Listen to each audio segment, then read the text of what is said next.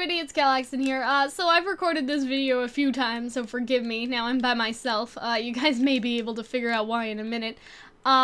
So today I want to talk about disabilities in RWBY. So we already recorded this, but Hunter was making some inappropriate jokes and I kicked him out. That's basically what happened. So I wanted to do it by myself because I feel like during the LGBT video, obviously, like, Hunter and I, like, are part of that community. We're able to joke around about that, but I was looking at this, and Hunter, like, in that video, we're looking at this from an outside perspective. Neither of us have a physical disability, even if we, may have, mental illnesses, and so I wanted it more to be serious and sensitive, and that is not what was getting across. So I decided that I wanted to do it by myself, to avoid, I don't want, like, anyone to watch our video and feel, like, hurt. I want them to kind of feel included in the RWBY universe, because right now, even though we have characters like Yang, in Mercury, I guess, like, with prosthetics, and also Ironwood, like, the focus with them is more on kind of the mental side of things. Like, Mercury was abused by his dad. As far as we know, I think that's why he lost his legs. I would have to check up on that again. And obviously with Yang, we see her PTSD later, and Ironwood, we don't know too much about him, but he looks like he's been bisected if you, look him up, quickly, like his cyborg self, and so, like, he's obviously gone through some shit, you know what I mean? And so for them, because, it's different, the prosthetics in our world are kind of different than within their world. Like, people that wear the prosthetics sometimes go through a lot of pain. Like, the prosthetics can cut into their skin and make them bleed, like, stuff like that. But in RWBY, it's basically, like, robot arm, you know what I mean? Like, it's very much, something that is almost so alike your regular body part, you wouldn't even know it's there. As far as we know, like, Ironwood is like that all the time. He doesn't need to take, like, half of it off, you know what I mean? Like, he functions, you know, we didn't even know he was a cyborg until, that long. Like, with their, kind of prosthetics, you wouldn't even know, right? And so it's much less, Hunter said this, and this was the only good point he made last time, was that, you know, it's almost kind of a cop-out of including, characters with disabilities and have them be handled the same way as Yang and Ironwood, because it basically is, because RWBY is fantasy sci-fi, you know, like, there isn't too much that they can do about that, because they still want to stay within the realms of science, but at the same time, you kind of see it's a little cop-out-ish when you think about it. Like, you know that, for those characters, it is, the mental turmoil is much more of a struggle. Like, how they lost it is much more sort of important to them than that they lost it, I would say, and I think that's a good way to phrase it. And so I don't want to kind of focus on the characters that we already have, because I feel like that there should or is mental trauma there. You know, Yang has her PTSD. Mercury was obviously abused by his father, and so who knows, like, what he's kind of gone through. And even though he is on the villain side of things, that doesn't kind of exclude him from when we were talking about the mental side of things. And so I think it's prevalent that those characters sort of have mental trauma and stuff. And so I think that I'm not sure personally if Yang's PTSD was a good representation, but I do have some problems with how kind of fast Yang was able to kind of get up and start going again. But I think in Volume 5, that's when we'll see whether or not they are really going to sort of make her, like, I know this is harsh, but, like, totally get over it or not, you know what I mean? Like, those aren't my words, but that would kind of be, like, it's kind of what Rooster Teeth would be doing. Like, are Miles and Carrie gonna make her get over it really, like, quickly and just never talk about it again, which would be, like, a horrible sort of thing to do, or are they going to actually kind of make it realistic? And so I guess that's kind of something that we need to see in the future. That's something that I'm curious about. I don't want them to act like it's just something to get over, you know what I mean? Like, I don't want that to be, because with any mental illness, it's not that easy. Even, like, stuff that me and Hunter would know about, it's not as easy as, you know, get a new arm and go back on the motorcycle, you know what I mean? I don't think that they'll make Yang like that. I don't think they'll make her just forget about it at all. Like, I think that we'll still see signs of her PTSD when she gets back in battle, but it is something that we kind of have to see and look at as fans when Volume 5 comes up, what they do decide to do. And I think it's probably a bit harder. You know, it's definitely a delicate situation to handle, but instead of talking about them, I actually wanted to talk about ideas for characters that could have a disability, but still be kind of cool and kick-ass and have cool designs, and stuff like that, and how they could, because as we talked about before, you know, Mistral and the other kingdoms, I said Mistral first because that's where we're going, the other kingdoms kind of have, you know, this advanced technology, but places like Menagerie, which is kind of excluded from the rest of the kingdoms, and also places like outside of the kingdoms, they would not have access to that sort of technology, and so it would be much easier to show, you know, like someone who would be struggling with a disability like someone in our world. It would be much easier to do that outside the kingdoms because the technology would be nowhere near the same. And so I feel like that would be a good way to kind of continue to include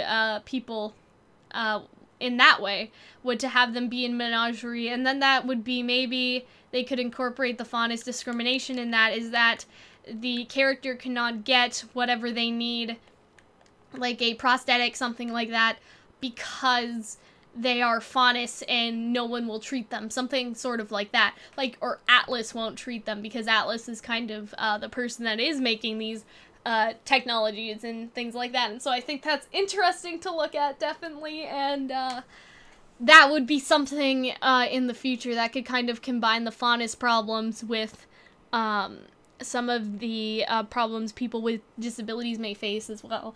But as for character ideas, so there is one video of a fan-made character, and I think she's called Angel, and she is related to Weiss. You may have seen this already. She gives Weiss a black glyph mark on her face, and she's blind. She uses a cane, and I think the cane has, like, a pointy stick in it or something.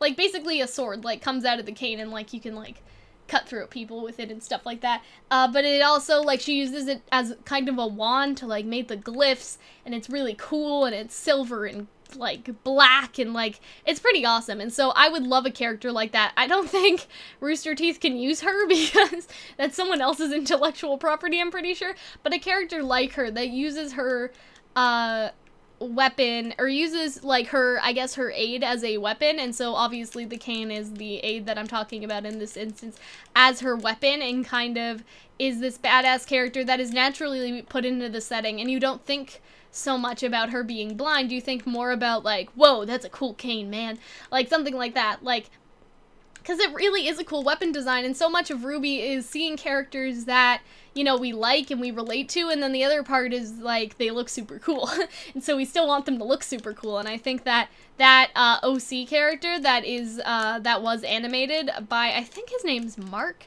Question mark! That's funny. Hunter's not here to, like, say my bad jokes.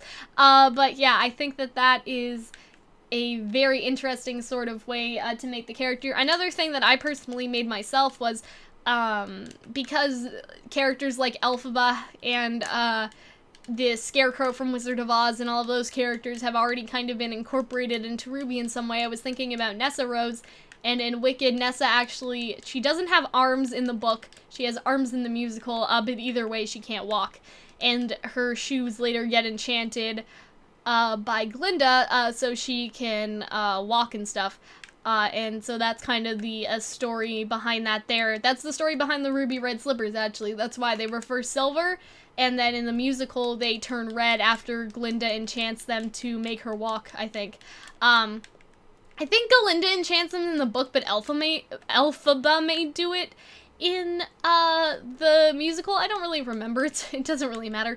But one of the ideas that I had for her is when I was creating that character for a fanfiction is that I wanted to have it so her wheelchair was basically a massive gun, and she basically controlled it kind of like Coco's, like, giant machine gun thing, but, like, with her body and stuff, and so she used her body to kind of control the weapon and it would have dust cartridges and stuff like that, and she would basically use it as a giant wheelchair gun, and I was like, like, I'm so good. But no, it wasn't just entirely my idea. I had some people help with that OC too, and I thought that would be a interesting sort of character design as well, that kind of fits in with the Calxiyn, is using someone's aid to double as a weapon and, like, be able to fight and do cool stuff. The last idea that I had was kind of more on the Faunus side of things, and this actually, I can't take all the credit for this, but there is a great fan fiction that is a RWBY fanfic. It is about a blind bat Faunus named Mina, and she uses echolocation as her semblance to kind of see the world around her, and she is blind. And so I was thinking about that, if there are any other Faunus other than bats, or I guess any other animals that do, like, that are blind or something like that. I couldn't think of anything right now, but if you had sort of an animal that uses sort of the echolocation, I think whales do to an extent, but if you had another Faunus like that, you could kind of incorporate something similar, because with Mina, she used the echolocation as her semblance to hear, and we know that Faunus sort of have semblances that do relate to their, like, Faunus heritage a bit. Like, with, Ilia, she's able to change colors, and we know that's not her Faunus trait because, she has that stuff on her face, like the scales and stuff. And even if that's not entirely correct with Tyrion, he has his tail, and the tail produces poison, and people think that that may be a semblance because his eyes change when he's about to do the poison thingy, which says it's more like a semblance like Yang's eyes, that Yang's eyes also change when she activates her semblance as well, and so we know that semblance kind of work in that way, and so maybe there could be either a very similar bat character to Mina, or another character that is Faunus, and kind of the animal itself is blind or deaf or something like that. And so they use kind of that animal and how that animal adapts in the wild and stuff like that, and I think that they could then use that for the Faunus character and have the Faunus character fight in that way. And so I think that, like, RWBY has always designed pretty cool characters, and I think that all of these are pretty cool ideas for character designs.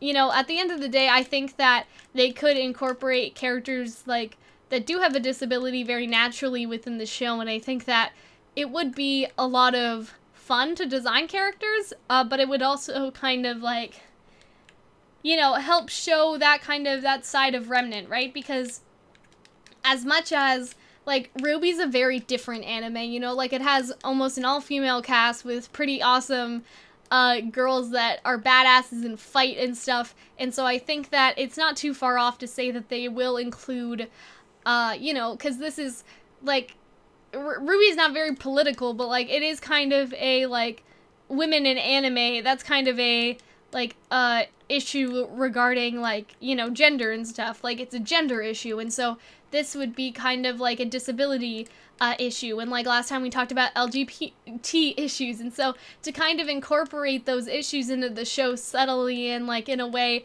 where people, like, see those characters and feel accepted, but also don't notice at first and make a big deal out of it. I think that's a very, like, subtle thing that they could do, because I've even seen that in books, like, a character, again, like, this is more LGBT, but they will have gender-neutral pronouns, and you don't even notice until someone points it out to you. It's just, it's naturally woven into the story. It's not made that big of a deal out of, but at the same time, you know, people are happy that they get to see themselves on screen, and I think that's, with anything, like, to make people happy is what any artist wants to do. It's definitely what I want to do, hopefully someday, and, you know, what I can see them doing. I think it would make a lot of people happy, and as long as they kind of stick to the cool character designs that RWBY's known for, I think the character would fit right in.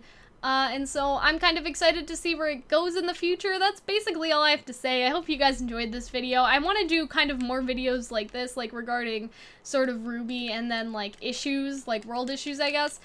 Because, you know, I think that we've talked about kind of the White Fang and, like, the comparison to their, like, struggles and the struggles of people in the real world, and so I'd like to do a video about that, like, kind of continue these sorts of videos, because they are important conversations we kind of need to have and think about, and this isn't only my opinion that I kind of want to hear, but I want to hear, like, if people have characters designs or ideas or like just thoughts on how they can incorporate characters like this into the show. Like, I want to hear, like, you guys have put some awesome OCs in my comment section. I want to know. So I hope that you enjoyed this video, and that's basically it, guys. I'll see you later.